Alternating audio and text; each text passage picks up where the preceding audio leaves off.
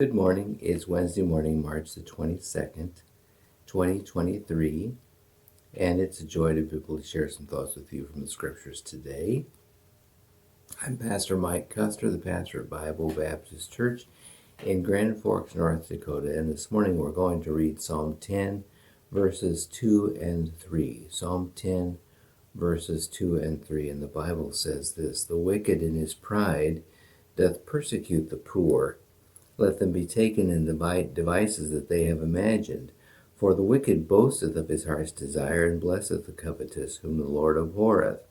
And both of these verses are somewhat familiar to us in content, because he speaks first of all of the wicked person in his pride, who persecutes the poor and being taken in the devices that he has imagined. We've spoken recently of a person who digs a pit and falls in it themselves.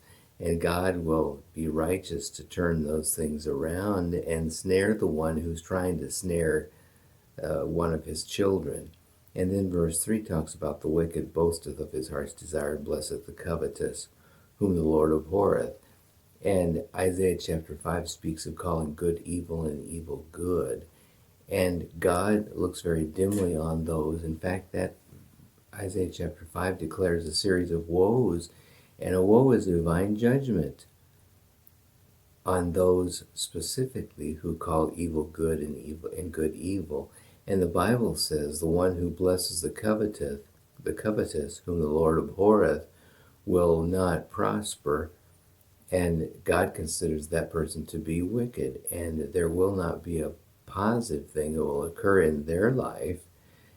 You just better make sure you're on the right side of things, beloved. Make sure you're on the right side of God specifically. When God places something under judgment, that's an evil individual or an evil thing that God is so declaring is worthy of judgment. And don't put yourself on that side. You make sure that you are on the right side of things, on the right side of God in particular, so that you can be heir to God's blessings and God's help instead of God's resistance and God's judgment. This is a very serious matter, and people a lot of times will resort to their own ideas. This is how I think about it. Well, you know what? How should you think about it? Think about it the way God thinks about it. That's the right way to think about things. And God is never wrong, and so his view is always the correct view. Just put yourself on his side and you'll always come out at the right place. God bless you today.